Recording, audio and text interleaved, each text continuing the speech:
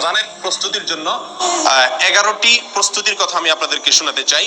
11টি tips দিতে চাই, যে টিপস গুলো আমাদেরকে সহায়তা করবে রমজান মাসকে সুন্দরভাবে কাটানোর জন্য। যেই উদ্দেশ্যে আল্লাহ তাআলা রমজান দিয়েছেন, যে উদ্দেশ্যে আল্লাহ তাআলা সিয়াম দিয়েছেন, তাকওয়ার পথে আমরা অগ্রসর হওয়ার জন্য এই 11টি পরামর্শ ইনশাআল্লাহ আমাদের কাজে আসবে। তার ভিতরে প্রথম হলো তওবা এবং ইস্তেগফার করা। কি করা ভাই? তওবা এবং ইস্তেগফার করা। কেউ যদি আল্লাহর কাঠগড়ার আসামি থাকেন, আগে থেকে তার নামে মামলা হয়ে থাকে, আগে থেকে তিনি দাগী আসামি হয়ে থাকেন, তাহলে নতুন করে আল্লাহর পক্ষ থেকে কোন নেক আমলের তৌফিক তার জন্য পাওয়া একটু কঠিন। এজন্য আগের যে অপরাধগুলো আছে, রমজান আসছে সেই জন্য আল্লাহর কাছে সেগুলোর জন্য তওবা ইস্তেগফার করে নতুন করে জীবন গড়ার জন্য সংকল্প করতে হবে। নতুন করে রমজান আসছে, আমাকে নতুন ভাবে ঘুরে দাঁড়াতে হবে, সেজন্য পিছনের সমস্ত খাতা মুছে ফেলতে হবে, পেছনের সমস্ত গুনাহ খাতার জন্য আল্লাহর কাছে মাপ চাইতে হবে, নতুন জীবন গড়তে হবে, জীবনে মোড় ঘুরাতে হবে, তওবা এবং ইস্তেগফার করতে হবে। করবো তো ইনশাআল্লাহ? এখন থেকে তওবা এবং ইস্তেগফার করে রমজানের জন্য আমরা প্রস্তুতি গ্রহণ করবো ইনশাআল্লাহ। এটা হলো রমজানের প্রথম প্রস্তুতি, তওবা ইস্তেগফার, ফিরে আসা, অন্যায় কাজ থেকে এখন থেকে ফিরে আসতে শুরু করা এবং আল্লাহর কাছে মাপ চাওয়া। আল্লাহর কাছে মাপ চাইলে আল্লাহ সুবহানাহু ওয়া তাআলা যদি ক্ষমা করেন, তাহলে ইনশাআল্লাহ নতুন করে নেক আমলের তৌফিক এবং সুযোগ আমরা লাভ করবো ইনশাআল্লাহ। দ্বিতীয় যে কাজটি করতে হবে সেটা হলো কোরআন এবং সুন্নায় রমজান মাসের যে সমস্ত ফজিলত, মর্যাদা, করণীয়র কথা বলা হয়েছে, যে সমস্ত উপকারিতার কথা বলা হয়েছে, সেগুলো এখন থেকে বেশি বেশি আলোচনা করতে হবে, পড়তে হবে, জানতে হবে এবং কল্পনা করতে হবে। মাথায় বারবার রিমাইন্ড করতে হবে যে রমজান কিন্তু আসছে, জানো।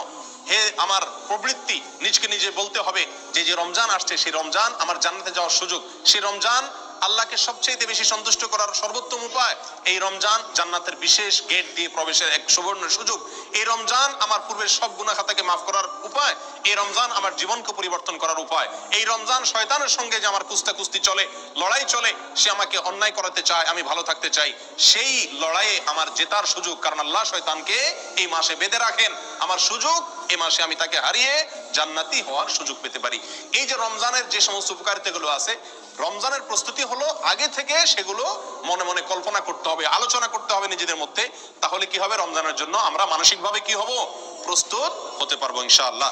তৃতীয় যে কাজটি করতে হবে সেটি হলো ক্ষমা এবং সওয়াব লাভের জন্য, রমজান মাসে মাগফিরাত লাভের জন্য, অতিরিক্ত সওয়াব আল্লাহ সুবহানাহু ওয়া তাআলার কাছ থেকে সংগ্রহ করার জন্য এখন থেকে মানসিকভাবে দৃঢ় প্রতিজ্ঞা করতে হবে। মানসিকভাবে কি করতে হবে ভাই? দৃঢ় প্রতিজ্ঞা করতে হবে, এরাদা করতে হবে, পাক্কা এরাদা করতে হবে এখন থেকে যে আমি এই রমজান, জীবনের যত রমজান যেভাবেই গেছে না গেছে, এই রমজানটা আর আমি কি করবো না, হেলায় কাটাবো না। ভাই নবী সাল্লাল্লাহু আলাইহি সাল্লামের জীবনে 7 বা 8টি রমজান পেয়েছেন। সাহাবায়ে কেরাম বেশিরভাগ সাহাবীদের জীবনে 2, 4, 5, 6, 7, 8টি রমজান পেয়েছেন। আমরা এক একজন আলহামদুলিল্লাহ জন্মসূত্রে মুসলিম, আমরা আলহামদুলিল্লাহ প্রাপ্তবয়স্ক হওয়া থেকে মৃত্যু পর্যন্ত রমজান পাচ্ছি, 30-40 বার জীবনে রমজান পাচ্ছি। তারা জীবনে 2, 4, 6টি, 7টি, 8টি রমজান পেয়েছেন, প্রাপ্তবয়স্ক হয়েছেন, 40-45 বছরে মুসলমান হয়েছেন, কয়েক বছর পরে মারা গেছেন, শহীদ হয়ে গেছেন, জিহাদের ময়দানে গেছেন, মাত্র কয়েক বছর রমজান পাইছেন। রমজানের রোজা ফরজ হয়েছে যখন, তারপর নবী সাল্লাল্লাহু আলাইহি ওয়াসাল্লাম মাত্র 7-8 বছর বেঁচে ছিলেন। তাহলে অল্প কয়েকটা রমজান পেয়েছেন, কিন্তু সেগুলোকে এত সুন্দর ব্যবহার করেছেন যে তাদের জীবনে তারা সফল হয়ে গেছেন। প্রিয় বন্ধুগণ, আমরা 30-40টা রমজান পাইও সেগুলোকে সফলভাবে কাটাতে পারি না। এর অন্যতম একটা কারণ হলো এটার জন্য আমাদের পূর্ব প্রস্তুতিটা ভালোভাবে থাকে না। অতএব প্রিয় বন্ধুগণ, রমজানের তৃতীয় প্রস্তুতি হলো আল্লাহর পক্ষ থেকে এই মাসের খায়ের, বরকত, ক্ষমা, মাগফিরাত এগুলো পাওয়ার জন্য মানসিকভাবে দৃঢ়ভাবে কি করতে হবে? পাক্কা ইচ্ছা এবং প্রতিজ্ঞা করতে হবে যে না, এই রমজানে আমার টাকা আসুক আর না আসুক,